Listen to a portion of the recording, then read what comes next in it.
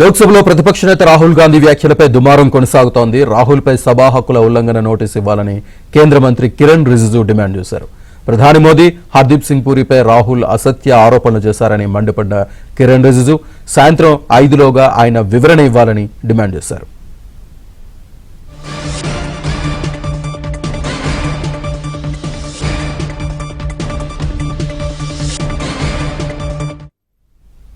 లోక్సభలో ప్రతిపక్ష నేత రాహుల్ గాంధీ వ్యాఖ్యలపై దుమారం కొనసాగుతోంది. రాహుల్పై సభా హక్కుల ఉల్లంఘన నోటీసు ఇవ్వాలని కేంద్ర మంత్రి కిరణ్ రిజిజు డిమాండ్ చేశారు. ప్రధాని మోదీ హర్దీప్ సింగ్ పూరిపై రాహుల్ అసత్య ఆరోపణలు చేశారని మండిపడ్డ కిరణ్ రిజిజు సాయంత్రం 5లోగా ఆయన వివరణ ఇవ్వాలని డిమాండ్ చేశారు. పూర్తి డీటెయిల్స్ మా ఢిల్లీ బ్యూరో చీఫ్ కృష్ణ అందిస్తారు. కృష్ణ, శ్రీనివాస్, ఇండియా అమెరికా మధ్య కుదిరిన వాణిజ్య ఒప్పందం ద్వారా మోదీ ప్రభుత్వం భారత్ మాతను అమ్మేసింది అని, ఇది పూర్తిగా లొంగుబాటు ఒప్పందం అని ప్రతిపక్ష నేత రాహుల్ గాంధీ ఆరోపించారు. ఈ ఒప్పందం వల్ల భారత ఇంధన భద్రత అమెరికా చేతుల్లోకి వెళ్ళింది, రైతుల ప్రయోజనాలు కూడా పూర్తిగా దెబ్బతిన్నాయంటూ ఆయన ఆరోపించారు.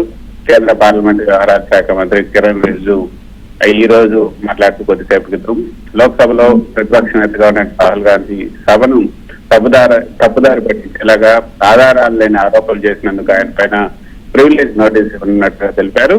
ఇటీవల అమెరికాతో కుదిరినటువంటి వాణిజ్య ఒప్పందంపై ప్రధాని నరేంద్ర మోదీ నేతృత్వంలోని కేంద్ర ప్రభుత్వాన్ని రాహుల్ గాంధీ తీవ్రంగా విమర్శించిన నేపథ్యంలో ఇప్పుడు రాహుల్ గాంధీ పైన ప్రతి విమర్శలు చేయడం మొదలుపెట్టారు బీజేపీ నేతలంతా. బడ్జెట్ చర్చల సందర్భంగా రాహుల్ గాంధీ బడ్జెట్ గురించి మాట్లాడాలి కానీ ఇతర విషయాలన్నీ మాట్లాడారంటూ రిజిజు చెప్తూ సభను తప్పుదారి పట్టించి ఆధారం లేని వ్యాఖ్యలు చేసినందుకు రాహుల్ గాంధీ పైన ప్రివిలేజ్ నోటీస్ ఇస్తాం. లోక్సభ రాజ్యసభలో ఏదైతే బిజినెస్ రూల్స్ ఉంటాయో ఆ బిజినెస్ రూల్స్ కు తగ్గట్టుగానే సభ్యుడు మాట్లాడాలి. ఒక సభ్యుడి పైన మరొక సభ్యుడి పైన తీవ్ర ఆరోపణలు చేయాలంటే ముందుగా నోటీస్ ఇవ్వాలి, వాటికి ఆధారాలు కూడా సమర్పించాలి.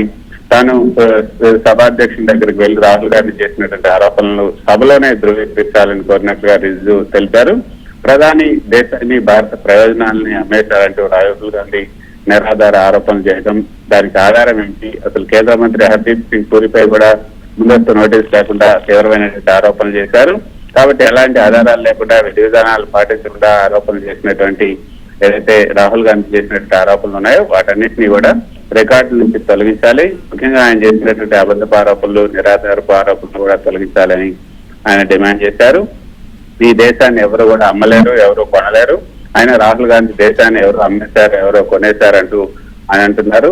భారత్ను కొనడం కానీ అమ్మటం కానీ ఎవరు ఊహించలేరు అంటూ రిజిజు తెలిపారు. అయితే శ్రీనివాస్, లోక్సభలో ఈ రోజు రాహుల్ గాంధీ బడ్జెట్ పైన మాట్లాడుతూ ఇండియా అమెరికా మధ్య కుదిరినట్టు మధ్యంతర వాణిజ్య ఒప్పందాన్ని భారత మాతను అమ్మేసిన ఒప్పందంగా అభివర్ణించారు.